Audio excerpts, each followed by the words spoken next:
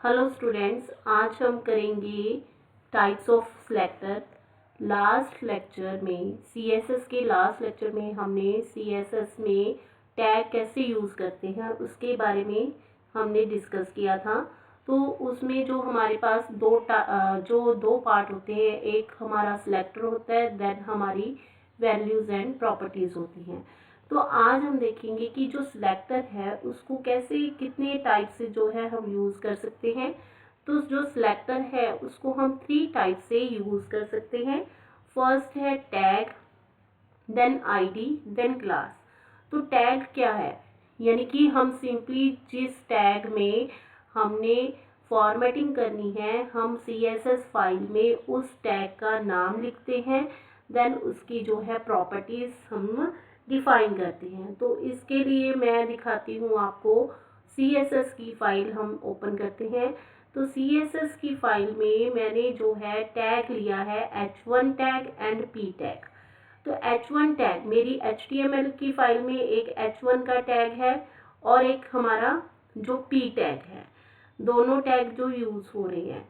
तो इसको मैंने क्या किया, CSS की ये फाइल है, इसमें मैंने h1 टैग में कुछ फॉर्मेटिंग की हुई है, ठीक है, जिसमें कलर ब्लू है, फ़ॉन्ट साइज इतना 35 है और बैकग्राउंड जो है येलो है। और ये हटा देते हैं हम, क्योंकि इसमें फिर कॉम्प्लिकेशन आ जाएगी, इसको हमने क्लास में भी यूज़ किया।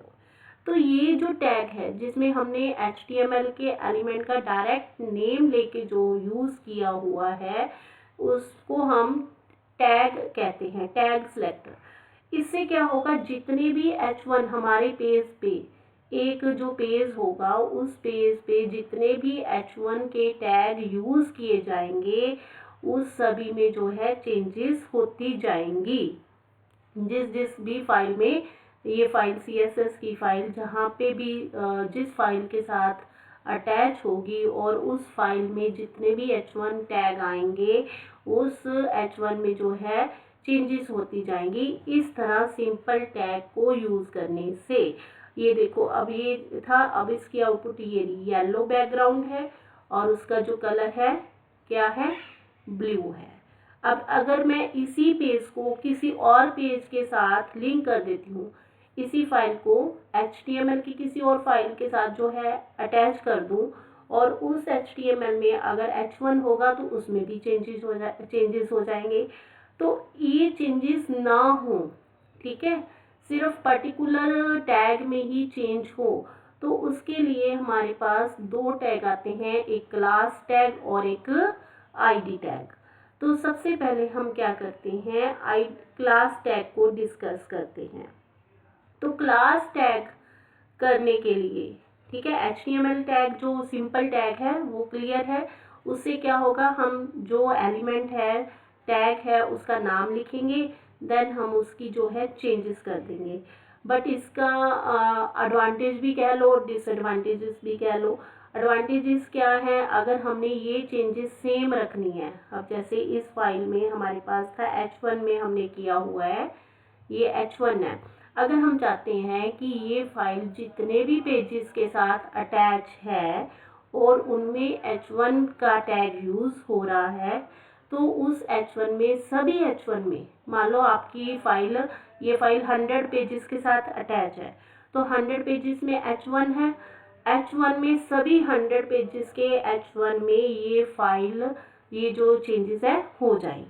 तो ये एडवांटेज हो गया। अगर आप चाहते हो कि नहीं, 100 पेजेस के जितने भी h1 है उनमें सभी में जो है चेंजेस नहीं होनी, 1 to 10 पेजेस वाले h1 में चेंजेस हों, तब हम क्या करेंगे, तब हम यूज़ करेंगे क्लास टैग।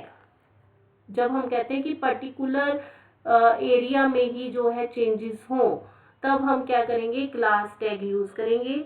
तो क्लास टैग यूज़ करने के लिए हम क्या करेंगे, जिस टैग में हमने फॉर्मेटिंग करनी है, सेम फॉर्मेटिंग, ठीक है, जैसे मैंने यहाँ पे पैराग्राफ लिए हैं, 2 पैराग्राफ लिए, मैं कहती हूँ कि दोनों में सेम चेंजेस हो, तो मैंने यहाँ पे क्या किया, क्लास टैग यूज़ किया, देन इक्वल टू कोई भी नेम दे दो, कोई भी स्ट्रिंग दे दो, ठीक है, मैंने स्ट्रिंग दे दिया सेंटर, ठीक है। इसी तरह मैंने यहाँ पे दूसरे पैराग्राफ में भी दे दिया।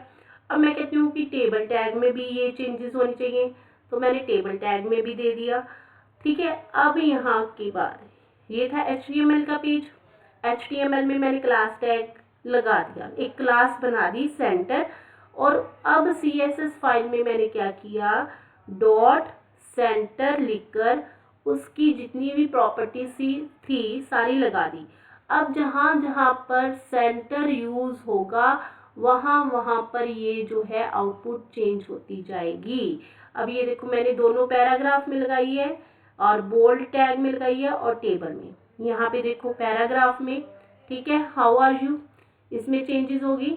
देन सेकंड पैराग्राफ में भी चेंजेस हो गई, देन बोल्ड में भी चेंजेस हैं, देन टेबल में भी चेंजेस हैं। तो क्लास का मतलब क्या है कि पर्टिकुलर एरिया पर अगर आपने चेंजेस करनी है तो हम क्या करेंगे, क्लास जो है सिलेक्टर बनाएंगे, क्लास वाला सिलेक्टर। यानी कि मान लो आपके पास 100 पेजेस हैं, उन 100 पेजेस में आपके पास पैराग्राफ टैग यूज हो रहा है, टेबल टैग यूज हो रहा है, और मान लो कोई और टैग भी यूज हो रहे हैं। आप चाहते हो कहीं कहीं पर जो है आपने चेंजेस करनी है, कहीं मान लो 1 to 50 पेजेस पे जो पैराग्राफ और टेबल है वहां पे आपने कोई चेंजेस नहीं करनी। पेज नंबर 52 पे टेबल टैग और पैराग्राफ है, उसमें चेंजेस करनी है। तो HTML का वो पेज खोलोगे 50 नंबर पेज, वहां पे class selector class keyword use कर कर कोई भी स्ट्रिंग दे दोगे और वही स्ट्रिंग क्या है, CSS फाइल में यूज करोगे। तो इस तरह से पर्टिकुलर एरिया पर अगर आपने इकट्ठे चेंजेस करनी है, ठीक है, तब हम क्या यूज करेंगे, क्लास टैग यूज करेंगे। Then ID tag.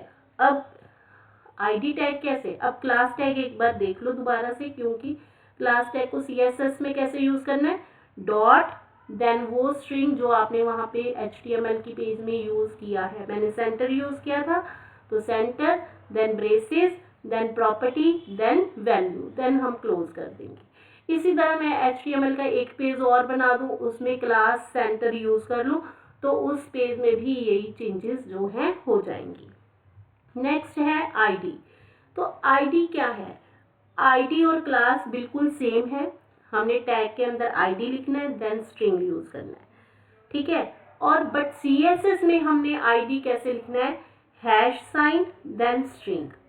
अब इन दोनों में डिफरेंस क्या है, क्लास जो है, क्लास एक पेज पर मल्टीपल क्लासेस हम यूज कर सकते हैं, बट ID वाला जो सिलेक्टर है वो एक पेज पर हम एक बार ही ID यूज कर सकते हैं, मल्टीपल टाइम हम ID जो है यूज नहीं कर सकते। ये डिफरेंस है between class selector and ID selector, ठीक है, ये चीज है। तो ठीक है, तो ये था हमारा सिलेक्टर एंड इट्स टाइप्स।